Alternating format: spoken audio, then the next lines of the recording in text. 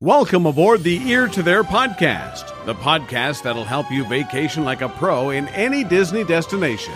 For those of you standing, please sit down and hold on throughout our journey and get ready to learn how to have the time of your life. And now, here's your host, Phil Gramlich. Hello, everybody, and welcome to the Ear to There podcast. I am your host, Phil Gramlich. I am also the owner and operator of Ear to There Travel, which is a Disney-specialized travel agency. It is my job. No, you know what? It is my passion. It is my goal in life to take away all that stress, all that anxiety, and all that time that it takes to book a Disney trip because it takes a long time. And I want you to focus on the fun things like having a great time with your family and friends and enjoying the magic. You can find this podcast, my blog, or request a free, no obligation quote over at eartotheirtravel.com. Also, look for me each and every Thursday night at 7:30 p.m. Eastern Time. That is on Facebook Live, and the address for that is facebook.com/eartotheirphil. Each week, I'll talk an awful lot. You'll listen, you'll ask questions, I'll answer them. It'll be about Disney, about other stuff. We'll have a good time. So I'll see you each and every Thursday, 7:30 p.m. Eastern Time, and that's facebook.com/eartotheirphil. Lastly, I've just started a new podcast, so if you're a runner, or if you'd like to be a runner, you're an aspiring runner, or if you just want to listen to something because you want to set an impossible goal for yourself and work your tail off to achieve it, that is what I'm talking about on my new podcast. It's, funnily enough, titled Running for Sandwiches, and you can find that over at runningforsandwiches.com, or you can do an iTunes search for the title Running for Sandwiches. And you will notice that the logo for Running for Sandwiches looks almost similar to the Ear to There Travel and the Ear to There podcast logo. It's blue, it's yellow or gold. It's easy to find. Again, runningforsandwiches.com, or just search iTunes podcasts for Running for Sandwiches. All right, let's get this show on the road. This is episode number 83, believe it or not, for the week of August 14th, 2017. Now, grab a drink, grab a snack, and as a famous mouse once said, on with the show.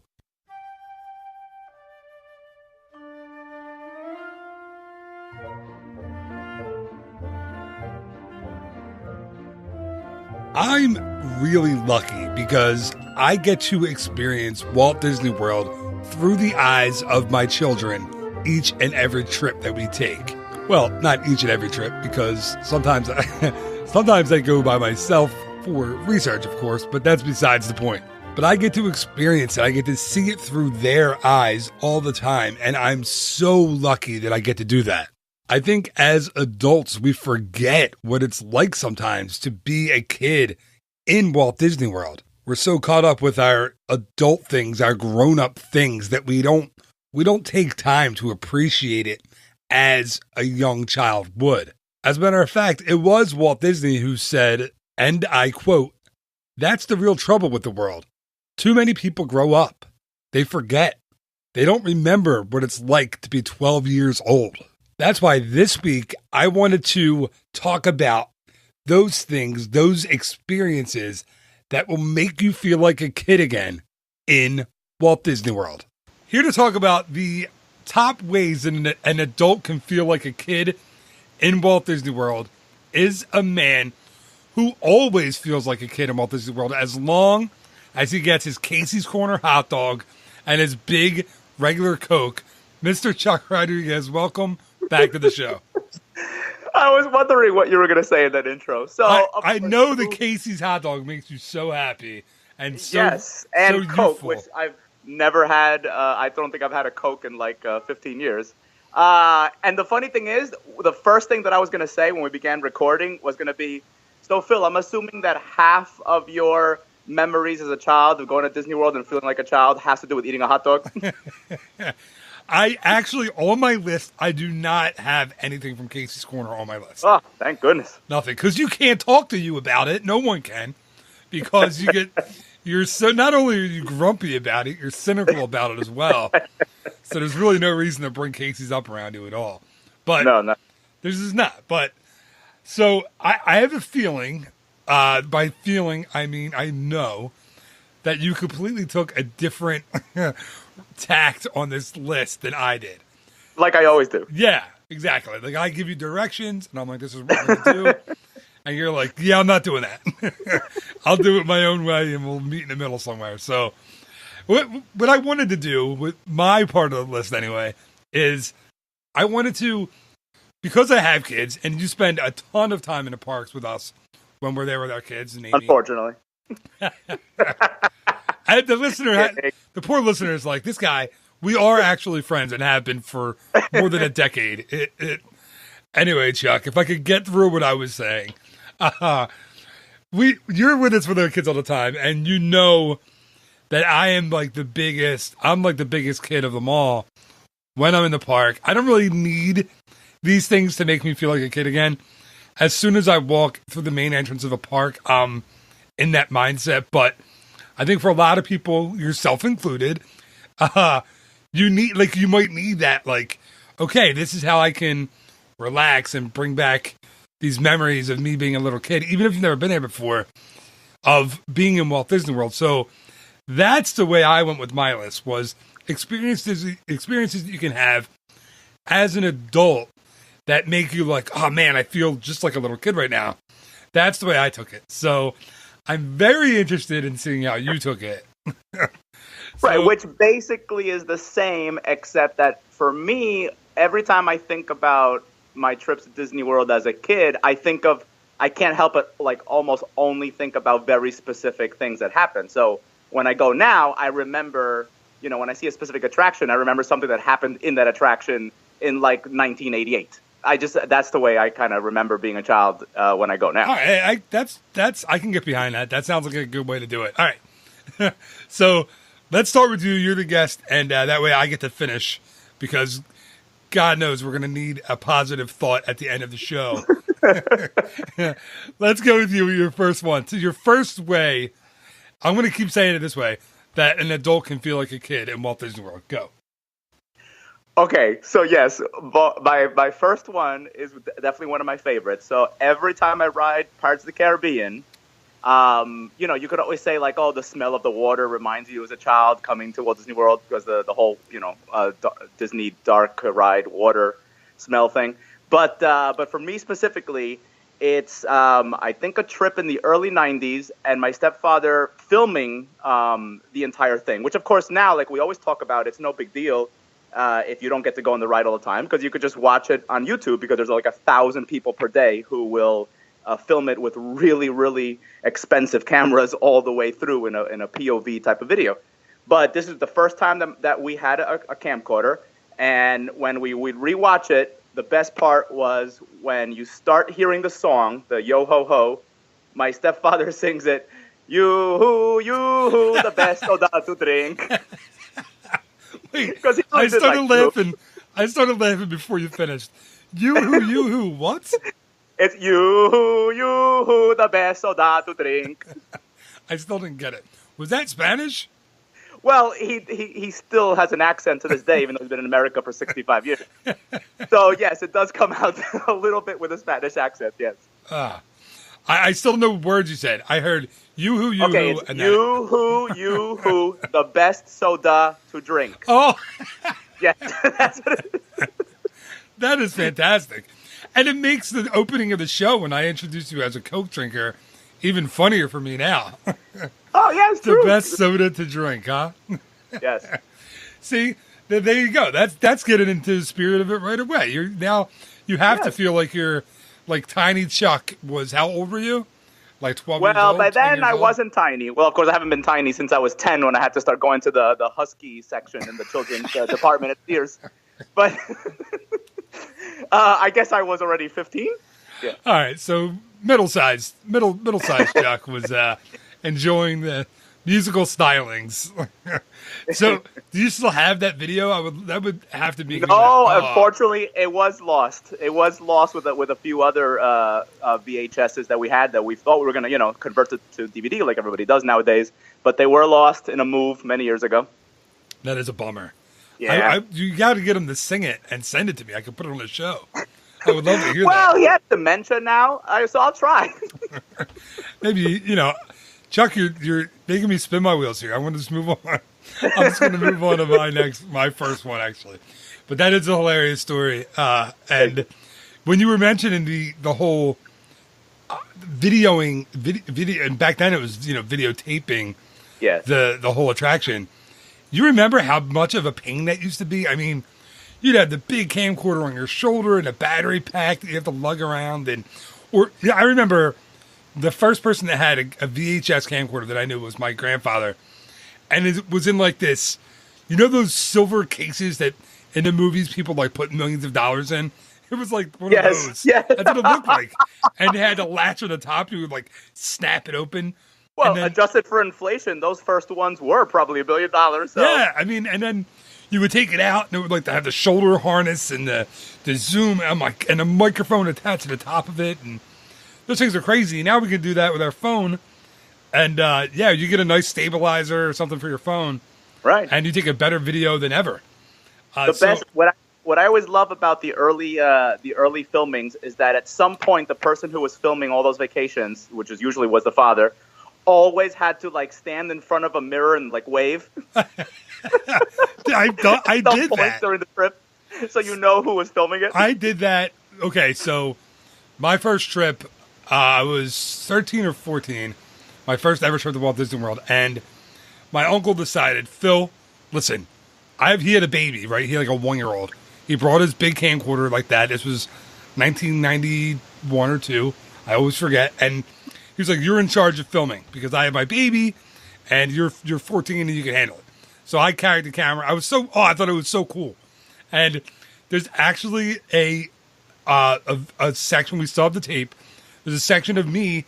I walk up to one of the windows on Main Street and you can see my reflection and like a big goofy smile.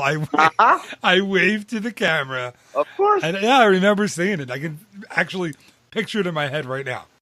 So yeah, exactly. I remember that. That's great.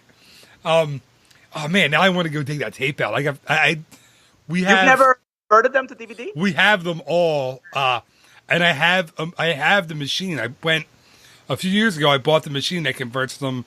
It has the VHS on one side, the DVD on the other side, and it converts them. I just haven't gotten to do it. I started this. I have. That's a great addition. You could put it on YouTube and link it to the site. That is a good idea, Chuck. I'm going to write that down. Hold on 1 second. YouTube. Hold on. I'm actually writing this down. VCR. I'll write that. All right. I wrote it down in my notes. Yeah, that's a great idea. I'm going to do that like after this weekend. I'm going to take care. I got a busy weekend coming up. Well, the kids are going back to school and stuff. You'll have more time, I guess. Not until Jack and Zoe don't go, our 4-year-olds, until September 18th. Oh, good Lord. What are we going to do with them for another month plus? It's like 6 weeks from now. I don't know what we're going to do. Yeah, anyway, camp ended, and now we have like 6 weeks between that and school. It's insane. Anyway, all right. Let me get on to my first one before I go crazy.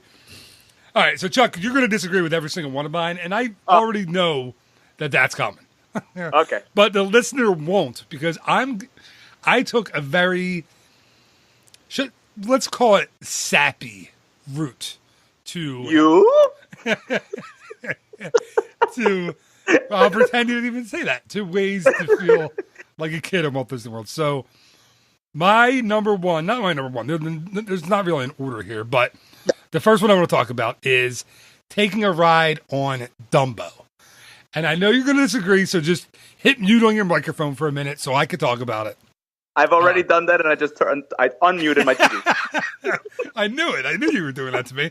I can't get real reactions from you. You got to think about a nice reaction to have. Seriously, though, listen. Back in the day when you would have to wait for Dumbo, it was, before New Fantasyland and the Dueling Dumbos came along, you would have to go in that hot line, in that queue, that zigzag back and forth switchback queue, and stand in the heat with no shade, and it was just gross and 1,000,000 degrees in the middle of Central Florida in the summer. Now it's completely different. Now you go, you get a pager, it's inside, air conditioned. There's not even really a queue. You wait in the inside in the air conditioning while your kids go play on the jungle gym and the play area, and it's awesome. And what better, and Chuck is going to laugh and make fun of me, but what better what better memory than not even being with your kids, even if you're just an adult or if you're there by yourself, if you're there with your husband, your wife, your significant other, ride Dumbo and see all the, the sights that you get from up there of Storybook Circus below, and then the pictures of the castle that you get. And I, again, speaking of videos, like the complete nerd dad that I am, take videos of my kids and of my wife, and we just take videos of ourselves, like selfie videos, before we even had kids when we were riding Dumbo, because you just feel like a kid. You do. It's nothing you can do about it. You feel like you're 8 years old again, riding Dumbo in Magic Kingdom. I love it. And this doesn't work for me, but you all right there, Chuck? Yes, I'm here. There's a wacky noise on the other end. I didn't know if I had lost you. No. But yeah, the other thing is, I said this doesn't apply to me, but what better way to have the wind blow back your hair and fly through the sky than on Dumbo? Now, I haven't had that experience since I was like 19 years old when I first started shaving my head, because I was basically going bald in high school. That's a true story. But anyway, that's my first one. Ride Dumbo. Go ahead, Chuck. But you know what? Don't turn off the listener. Just agree or disagree, and we can move on. It's just not that easy for me, because number one, weren't like 13 the first time you rode Dumbo? I mean, I was 4, so I don't remember it. No, now I wasn't, because I rode it at, the Jersey Shore and the shore points. And oh, you mean a similar type? Yeah, it was the same. No, they actually literally had the elephants. It was just like right. Dumbo. Yeah, so it brings me back to then, really, more than my first trip to Disney. But I also rode for the first time with my sister, who was like 4 years old at the time. Yeah, so that was a big deal, and she was recovering from a brain tumor. So thank you for ruining that memory for me, Chuck. That wasn't ruining. I was just trying to clarify. That's all. All right. So I'm going to let you off the hook without saying anything else. And let's move on to your next one. All right, then I'm going to go back to my stepfather. The man is hilarious, even more so now that he has dementia and he's in a home. But in another trip recording, you notice I let that go, right? I didn't say anything about it. Well, there's nothing to say. Okay. So we're all going to have at least one person in the same similar way. But he videotaped the Country Bear show, the Christmas show, because it was a Christmas trip. And in the video, he's holding the camera, and you hear my younger brother say, "Oh, when Trixie, the Trixie comes on with the glass of wine that the wine's in it and never spills out." Yep. And he says, "Look over there. She looks like mommy." And to this day, we go at the Country Bears and we say it, even if our mother's right there next to us. We say it very loudly. She looks like mommy. That's really funny. We had a first of all, my kids love Country Bears. So we do it every time we're at Magic Kingdom, and they didn't understand when we're just at Disneyland why there wasn't a Country Bear there anymore. So, but we did show them the three the heads inside the Many Adventures of Winnie the Pooh over there, which is kind of cool. You know that thing, right, Chuck? Yes. Okay, I just want to make sure you know. And for the listener that doesn't know, the three, what do you call them? Like taxidermied? I forget their names, their characters' names, but the three heads that are on the wall at Country Bear. What's that? Buff and Max, Buff, and I always forget the other one. Yeah, those guys. They're in the spot where the attraction used to be out in Disneyland in Critter Country, but they're inside the Winnie the Pooh attraction. You can kind of find them if you look behind you as your car goes through. So it's kind of cool. But you know what's really funny, Chuck, about that story is I mentioned that to Amy recently. I was drinking a beer, like a good craft beer, and one of the kids made a comment to me about a beer. And I was like, should I not have a beer in front of them? Like, is that really bad? And she's like, Phil. She goes, Phil, there's a kid in Alexa's class that asks all the other kids if their mom drank wine. She's like, I think we're okay. I think well, it's not a secret. Not only that, but if you had that rule that the kids can't see you when you're drinking, they never see you. Come on, Chuck. Now everyone knows that listens to the show that I do like a good craft beer, You do like good craft beer. And Just like I like a good bowl of ice cream every single night. Exactly. It's no different. Exactly. And the pumpkin beer is coming out, so that's very exciting. Oh, yeah. My favorite time of year, August and it's usually gone by like the first week of September. So if you want to get it, you actually have to drink it or buy it and save it for when it's not 95 degrees, because it'll be gone by then. That is, by the way, what a cool effect that she doesn't spill the wine when she's like kind of.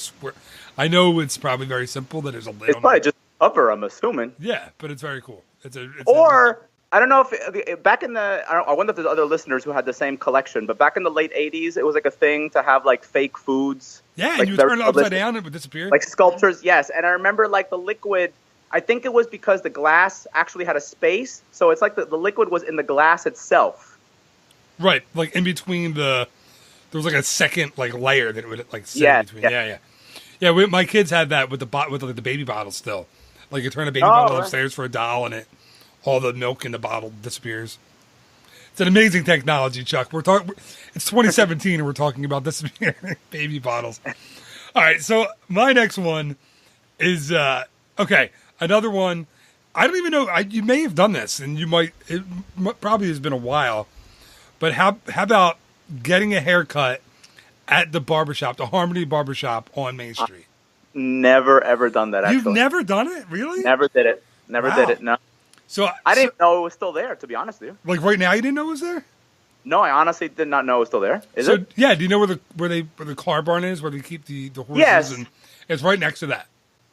So yeah, I guess I never noticed. I never had to go in. So they moved it from when they closed the side of was it West Center Street, when they closed it to make the Emporium bigger. They moved the barbershop down to right next to the car barn in Town Square. So it's still there. And I get this from a lot of people. A lot of clients actually ask me, if there's a thing for their son to do in Magic Kingdom, because the girls have Bippity Boppity Boutique. And of course there is the Pirates League over in Adventureland. My kids got to do that on a Disney cruise and loved it, and it's awesome. But the Harmony Barbershop actually does a little thing for first haircuts, where they'll give your kid a haircut, and then it's a little extra. You get a set of ears that say first haircut, and it's really cool. $19, I think it is, for an adult. So, Chuck, I guarantee that's way less than you pay for your haircuts. Actually, now I go to Hair Cuttery because I just have a buzz cut, even Hair Cuttery, the basic price for an adult is $18, whether it's a buzz cut or whether it's a more lengthy type of haircut. See, so it's on par with Hair Cuttery. You can get it done in Walt Disney World. That's a good deal. That's ridiculous, because honestly, I would have charged $40 at Main Street, USA. I mean, might as well, because people are going to do it anyway. Right, and so the cool thing about it is why I think it brings me back to my childhood, because I think honestly my first haircut I ever got there, I was on my college program, so I was 19, and that's when I actually used to get my haircut. Now I obviously don't anymore, but back then I did, and we've taken Jack to get a haircut there, and so it's really cool because it reminds me of the barbershops I grew up in as a kid. Like they had the old school cash registers and like Chuck, I don't even know if you remember this. They would keep the comb in that little blue water. Did you get that when you were a kid? Oh, sure. What was that water? What? Well, obviously some sort of alcohol, sanitizer. So yeah, so that they still have that stuff at the Harmony Barbershop, and sometimes when you're getting a haircut, the Dapper Dans stand outside and sing. So that's really, really cool. So yeah, I think that's a really good way to kind of go back and relive some of the being a kid in Magic Kingdom, and it's fun, and you're not going to wait in a long line for it, and it's something that, like you said, you didn't even know it was there. People just walk right by it, and they're going to, Splash Mountain or Space Mountain or what else now, Seven Dwarfs Mine Train or anything like that. Soon the Tron Coaster. I know you're excited about that one. Of course. So, yeah. So for me, again, number 2 on my list, Harmony Barbershop haircut. So, yeah. All right, Chuck, let's go. You're up. And I'm going to I'll try to humor you with your next one. Well, actually, I was going to actually do a serious one now, which is just the memories that come flushing back when the once in an extremely blue moon nowadays, but it just so happened that it happened on Monday, that I go to Walt Disney World early. because they're, I no longer have to go early. Like, I think the earliest I usually go to a park now is like 11 a.m. and that's like pushing it. So, but in the old days, when I was a kid, we would always go first thing when the parks opened. And so to just be at the park when, the sun is just still starting to rise and there's maybe the air is still a little bit cool, even in the summer, there's that morning feeling, that just happens up until about 9 o'clock in the morning. When it's like, what I'm talking about? There's like the dew is still on the leaves. Yeah, it's only like 85 still. Yeah. Well, different times of the year, of course, it works out a little bit better. But yes, because that does remind me of the childhood memories of being excited and going on these trips that usually was only 1 or 2 days on the way to Miami or back to see family. And so going early in the morning does bring back the childhood memories, but it's something that I do very rarely now. I like that, man, because I'm a morning guy in Disney. I love to get up, and if I can, dude, my kids now want to sleep, and they're 4 and 6, and it drives me crazy. Like when we're there, because in the first few days they're up at 6:30 and they're raring to go, but after we're in the parks a couple of days, then they're like, all right, we've been here a couple of days, we want to sleep, and that's not me. I'm not someone who wants to sleep in Walt Disney World. I want to get up and go.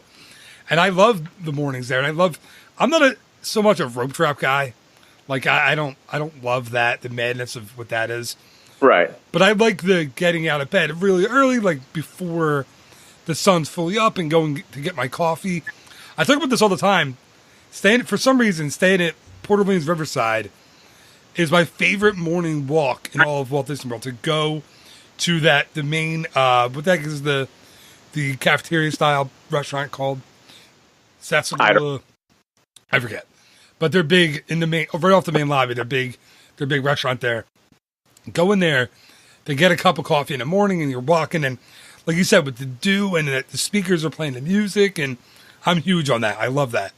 Yeah, but I do like getting to the parks early too. Like we went to 2 or so trips ago. We did the Akershus breakfast, and walking through World Showcase when it was kind of empty was very cool. So I'm getting a phone call. That's so weird on Skype. And it's not from you. That's really weird. Anyway, yeah, so I agree. And I like your serious one. That's a good one. Thank you. So yeah, first time we're going to agree. Probably the last time on this entire podcast. All right, so my next one it's another nerdy one, man. They're going to all be nerdy, but they're sentimental to me for a reason. And it's just riding the monorail is a way to kind of feel like a kid. I knew you were going to add that one. But it's true, right? Well, of course it's true. And I know you are, being the cynical guy that you are, like, oh, in the summer when it's hot, I don't want to ride it. But, because it gets that monorail funk. In like July and August, when you get in there at like 3 o'clock in the afternoon, it's not a good time to ride the monorail. It gets smelly. No. And get a lot of people in there, a lot of sweaty folks, myself included. I'm a sweat box when I'm in Magic Kingdom, and especially Animal Kingdom in the summer. Going from Animal Kingdom and then taking a bus and then getting on a monorail to get to Magic Kingdom. Oh man, you do not want to sit next to me. I'm a mess.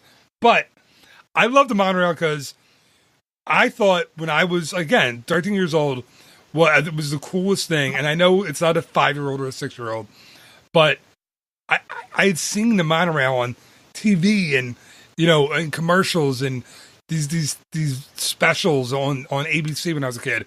So to get to ride it and to get dropped off right at the Magic Kingdom, like, is the coolest thing. That's why I love, we stay at Bay Lake Tower a lot. And you can, basically walk across the bridge to the Contemporary, jump on a monorail, get over there in a couple minutes. Actually, you should take it on the way back. No, it takes longer than to go. I know, but I'm just trying to set the stage for everyone. I just love the monorail. And when we were out in Disneyland, actually, a few weeks ago, we rode it, and completely different experience. Completely different. Like, it's just a different kind of monorail. It's low. It's small. There's no air conditioning there, and my kids were freaked out. Like, we got on, and Chuck, you know how the monorail out there, it kind of rocks from side to side, and it's much lower to the ground. And yes, They were terrified. I was like, I had to keep looking at them being like, it's okay. It's all right. They were like, Dad, why is it moving? What's going on? So it's a different experience out in Disneyland. Of course, it opened in 63 or something out there. So it's a little different.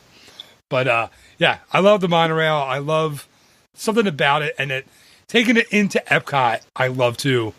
When it goes around the inside of the park. And it's awesome, man. So go ahead, Chuck. I want to hear what you have to say about the monorail, about your monorail memories as a kid. No, actually, the only thing I was thinking of was, well, first I was going to ask you, the Disneyland monorail, is it still where it's individual rows? So it's got seats in the middle of it. So everybody sits. Yeah, pretty much. They don't. Right. So you can't stand. The old Walt Disney World monorail had a door for every single row, so it was just rows. There was no standing room. Yeah, no, you can stand on this basically because you kind of can't stand up. But no, it's all everybody sits. Everybody sits on this. It's not like the Walt Disney World one where people are standing with the strollers and all.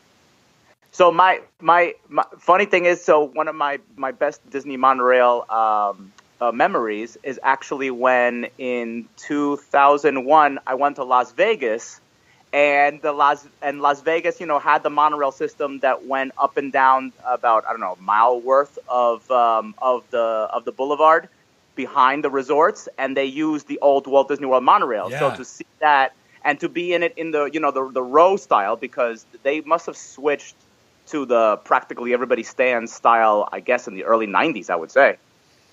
Yeah, whenever these whatever trains they are came in. Whichever Mark we're at this point. They started with Mark 1, and now we're like at Mark 7, who knows? It's called Mark Breakdown a lot. That's what they are. They've been breaking down an awful lot. I'm wondering if we're going to see a new model, a new model soon. I think they kind of have to. These trains have been... They've been worked on for the last couple of years, and they're still breaking down an awful lot.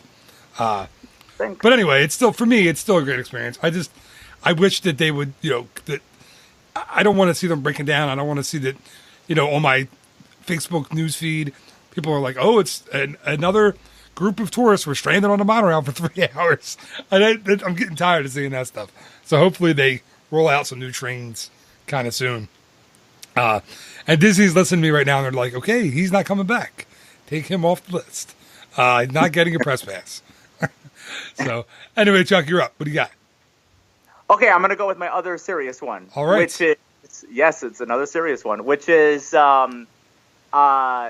every time I see the beds of roses in the landscaping in the parks, I remember my great-grandmother, because especially back in the day, in the 70s and 80s, we would almost always go to Walt Disney World on the way to or back from Miami, and my grandparents and my great-grandmother usually joined us. And my great-grandmother was so obsessed with the roses that in between every ride, if we passed any roses, she had to look at them, smell at them. We had to take a picture with her in front of them. And so, I mean, obviously just the Magic Kingdom and Epcot.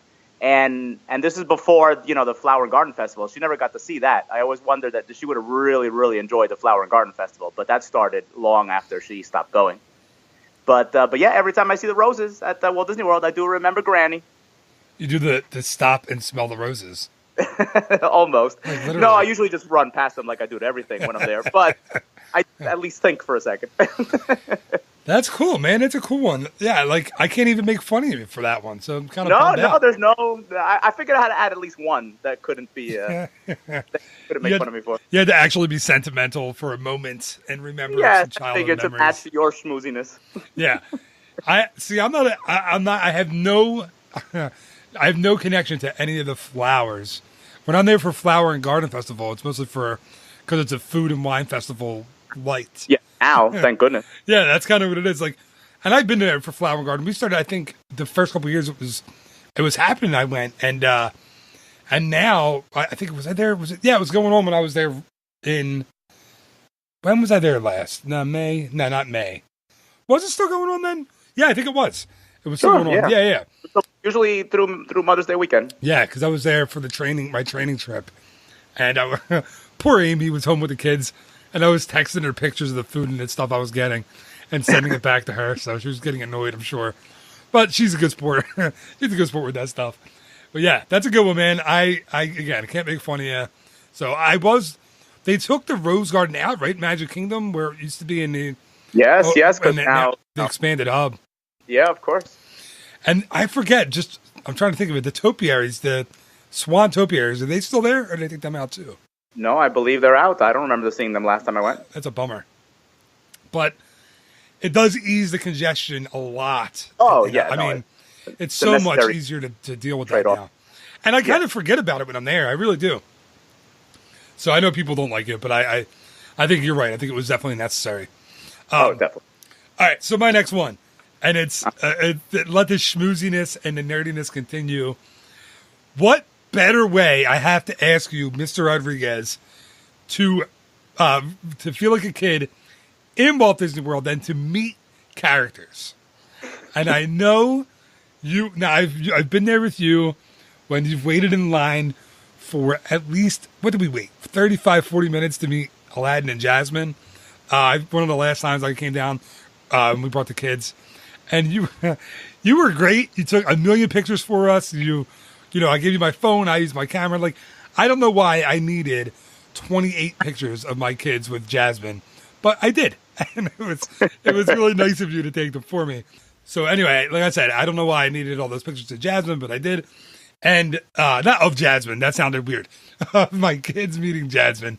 That's now sounding like a really strange character.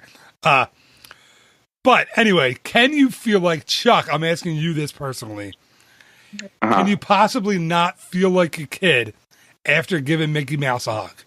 I think even you, the ice prince himself, has to kind of melt a bit with a Mickey hug. I think you do. You know, I knew you were going with this, so I already had this prepared in my mind. The truth is, and I almost hate to admit it, that even my parents and my grandparents remember that when we used to go, I gave a rat's patootie about stopping with the characters and taking pictures or anything. Wow. I just cared about rides. And of course, back then, I mean, there are a couple pictures in our albums where we went with the character, but back then the characters would just pop up. Yeah, you know, it wasn't like, but like, so I was the kind of kid where I would have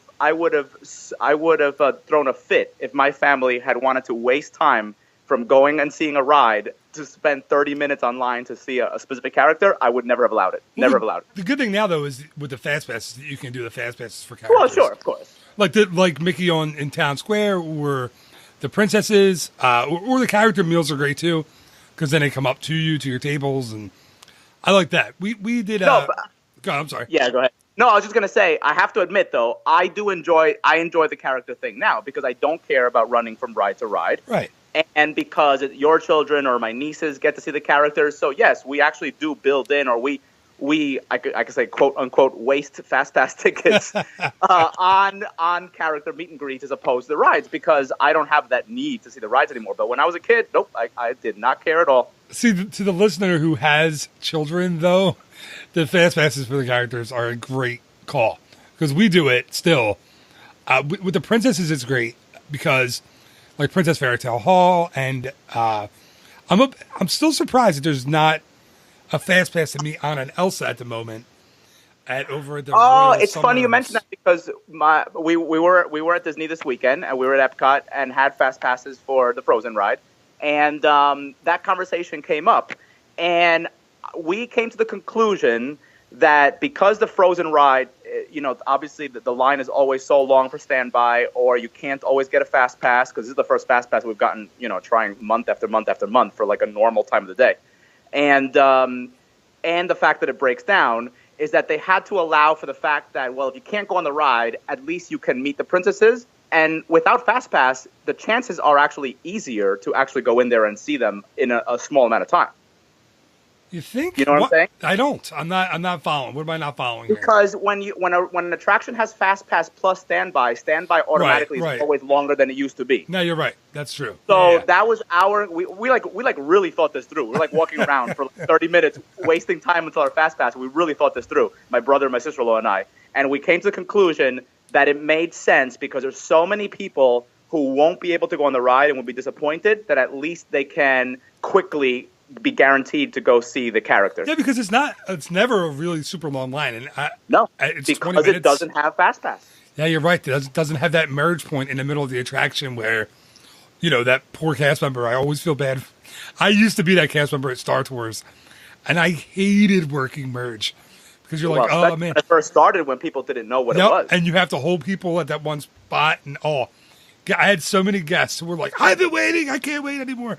And you're like, sir, please just calm down. Mom, relax. I'm going to get you on the ride, Mom.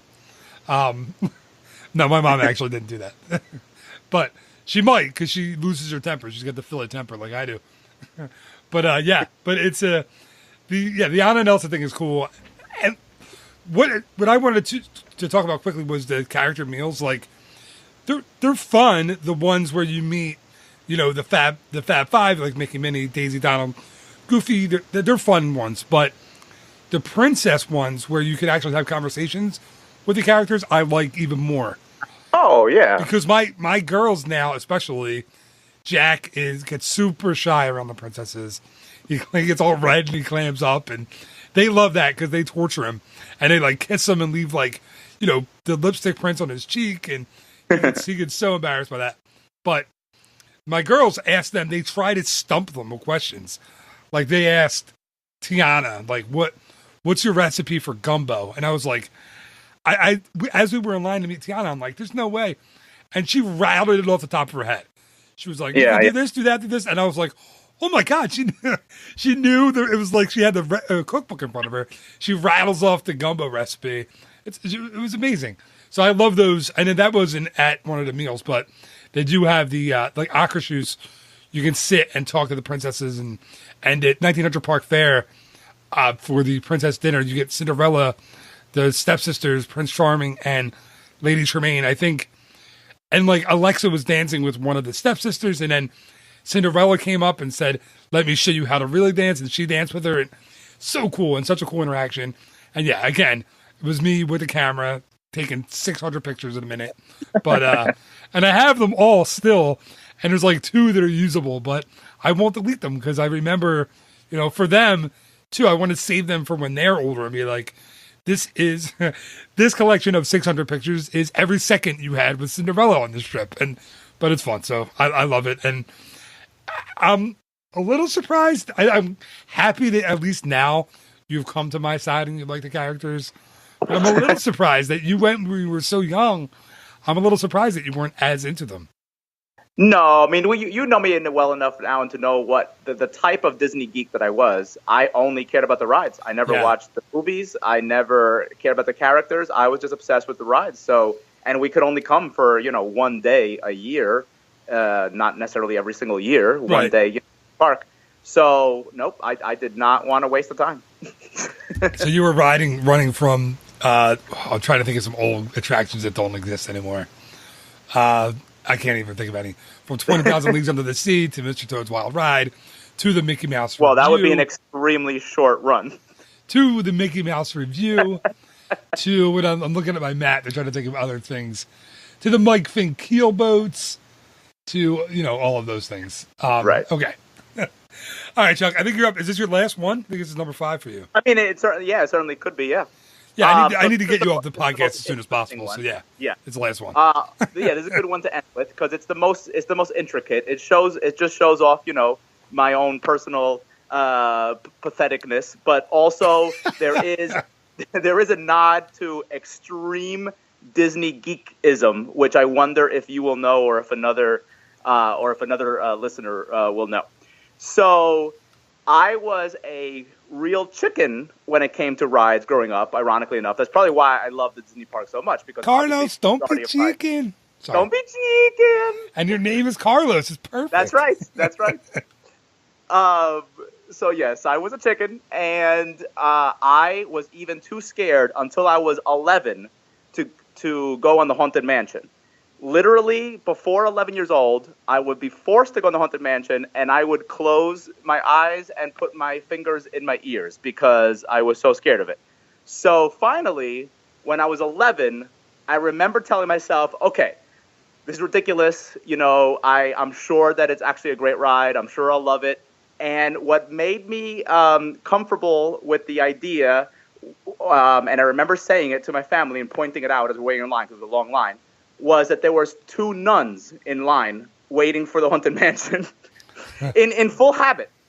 And the 2 nuns obviously were there on their day off or vacation or whatever it was, but the 2 nuns were there. And I'm like, if nuns could go on this ride, then of course so can I. And back then we still went to Catholic church, relatively regularly. So that was all still in my mind. So, it all tied in. I'm like, oh my God, of course I can go on this ride and enjoy it. It's obviously not some horrible, scary, evil ride. Were you saying that nuns are wimps? Are you like, I don't understand the correlation. No, I guess in my mind at the time, I would never have thought that if a Haunted Mansion type of ride was really scary and just dark and scary, like maybe like Halloween Horror Nights, mazes now Universal, I could never see nuns going on it. But the fact that nuns were going on a Disney version of a haunted house made me feel like, oh, well, obviously this is not going to be scary. So why in the world am I going to close my eyes? And that was the first time on the Haunted Mansion that I ever kept my eyes open. Now, the Disney geekism comes with, what is the correlation of Haunted Mansion and 2 nuns? Because there is something about that. I don't know, but now I need to know. What is it? So the Herb Ryman drawings of what New Orleans Square Disneyland was going to be, he always put 2 nuns somewhere in the crowd when he would make, like, obviously, he would put crowds of people walking around whatever this new land or new attraction was going to be in the first renderings. Right. And there was always 2 nuns. And there's a famous painting of New Orleans Square and the Haunted Mansion in New Orleans Square, and you see 2 nuns. What was his reasoning for putting in the 2 nuns? Do you know? No, I've never read why, but I remember reading that there was always 2 nuns in his pictures. Maybe not every picture. That is cool. No, it wasn't like if you did a picture of, I can't think of anything. Something no, really it always had to be of a the outside of an area of the park, so there'd be crowd. That's cool. Look at Chuck dropping knowledge on the podcast this week. Very exciting. Yeah, that's I've never heard of the nuns. I didn't know that was a thing. But look up Herb Ryman, and you'll see the one famous picture. I'm almost positive I've heard there are others, but the one that I can always picture in my mind is the one of New Orleans Square, and there's definitely 2 nuns walking amongst the crowd in front of New Orleans Square before it was actually built and finished and all that. That's so cool. I actually have a book in my hand that I'm flipping through that I had on my desk. All right, that I look for. I'm not gonna. I remember it from one of my books when I used to have all the Disney books before I sold them all. That's cool. All right, I'll find it later. Okay, so that's a good story. Let me go on to my last one. Okay. And of course, you have to guess. My last one might be my sappiest one, but this one is. Listen, when I was a younger man, before I had kids, before I ruined your life. Yeah. My kids did not ruin my life, for the record. They are phenomenal. They're one of the best things, if not the best thing that's ever happened to me. But when I call your wife and I hear them all in the background, I beg to differ. Nah, they're good. They're right now, it's end of summer, man. We're ready to go. We're ready for school to start. But so before maybe when Amy and I first got married, and before, I used to be very particular about what I would wear to the park. I would have, my Phillies hat or my Phillies t-shirt, my, khaki shorts or my flip-flops or sandals. Everything matched. Everything was perfect, in line, in order. It's not like that anymore. Now I'm the guy in the Mickey Mouse t-shirt or with the backpack with the kids' drinks in it, or But the way, again, my last one to be a kid in Walt Disney World, to feel like a kid in Walt Disney World is to, and you're gonna love this, Chuck, buy and wear Mickey ears as an adult. It doesn't even have to be the ears. It could be any of the Disney hats. The Goofy hat, Jack. I know he's only 4, but he has both the Chip hat and the Dale hat, which are like wool, and he wears them in the summer when it's 1,000 degrees, and the poor kid had sweat dripping down his face, but he loves them. So we let him. What are you going to do? We're like, just drink a lot of water, bud. But yeah, I really think you want to feel like a kid. You want to be skipping down Main Street with your premium Mickey ice cream bar, Get Mickey ears. Get your name on them. Why not, man? You're not there. People don't know you in Walt Disney World except for the neighbor that you run into that you're like, oh, man. He just saw me in my Mickey ears. And the 300 videos that wind up on YouTube every day that you're in a segment of. No, of course. No, I mean, you know me. I could care less what a person thinks if I'm going to wear the hat or not. Yeah, like I'm into it. Like we let our kids. Years, I could care less what people think. Right. Like we let our kids pick out a new set of ears or a headband or a hat on every trip. And we go a lot, and we have a lot of them. They don't last very long because they get beat up throughout the trip because they're always dropping them and stepping on them. But Amy and I have bought ears and worn them on the trip because why not? Because you're there, you're being a kid, it's fun. I love that stuff. I'm not too proud to admit that I've had my first name stitched into a hat that I wore for an entire week. So, yeah, I say if you're there, embrace it. Embrace being a kid. Embrace being that dad who has, well, I'll draw a line. I was going to say the high socks, but come on, guys. Just we're regulars. Can we, as men, get together and decide that the socks that go halfway up your leg are not a good look for anyone with shorts? Yeah. Like when you're in a suit, yeah, that's okay. When you're yeah, but when you're in shorts, just wear some ankle socks at least. Figure it out, people. Anyway, that's my rant for the episode. It's so funny when I'll see the guy with the denim shorts with his t-shirt tucked in and his socks up to his ankle or up to his knees. Like, come on, man. You need to have a woman in your life that tells you that's not a good look for you. Anyway, that's my rant for the day. Well, it's funny about the hats because I haven't thought about hats in so long. Now there's so many other there's so many other things that you're supposed to do, clothing wise when you go to Walt Disney World. Like the matching T-shirts is ridiculous. That's the thing, and we have so much fun looking for the custom made matching T-shirts on families because some of them are really, really clever.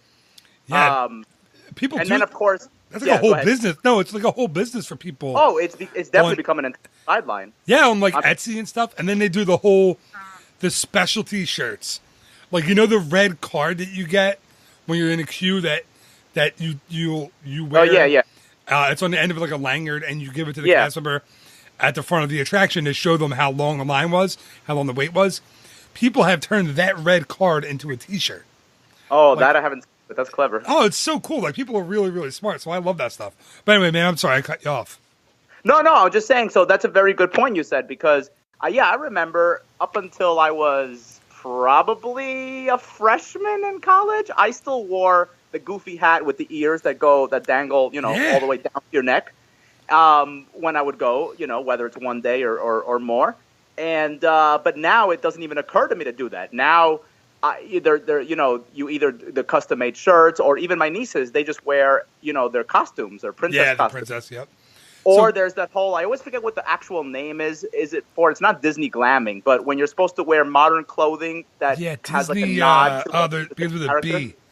Disney, it's I not keep branding. No, it's bonding. not that. Disney bonding? I don't know. I think it's bonding. I'm gonna say it's Disney bonding is what they call it. Okay. But it's like cosplay, basically. So what you said is so simple and so old school. I like that. So and you don't have to just, like I said, you don't have to just get the ears. They have, or if you want the ears, it doesn't have to be Mickey. They have characters, but they have Ariel Mickey ears. That's what Zoe got last time. Or they have, Princess Leia Mickey ears that have the ears, but then have the buns on either side. Like they have, it's really neat what you can do. Captain Jack Sparrow ones, and whatever character you think of. Yeah. Go to the Emporium or go to the, what do you call it? The hat shop on Main Street. The, what is it called? What is the hat shop on the right-hand side of Main Street called? I could not tell you at the moment. It's not the French word for hats, a chapeau or something. Yeah, the chapeau shop. That's what it is. That's exactly right. Go there and they have all the ears in there and all the hats.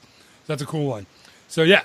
Anyway, what I was trying to get for the listener in this show is it's okay, even though Chuck, and I have to admit, Chuck, you did kind of agree with me on a lot of these. I'm impressed. Of course. So. Yeah, it's okay to be just a kid and let your hair down if you have hair on your next Disney trip.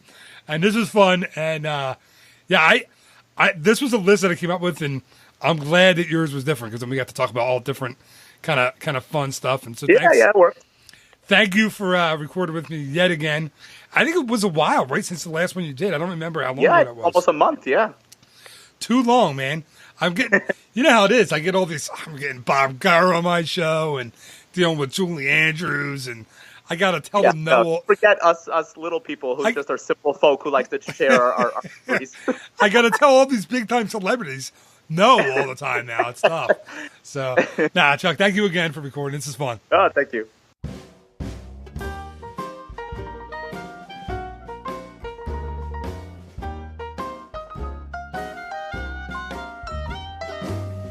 And that is going to do it for this week's episode of the Ear to There podcast. Thank you so much again to my friend, the oh-so-cynical, but with a heart of gold, Mr. Chuck Rodriguez. I think we both took a little bit of a different angle on approaching this week's show, but I loved hearing Chuck's stories. I don't think I had ever heard any of those before, so that was a lot of fun for me. I hope you enjoyed it as well.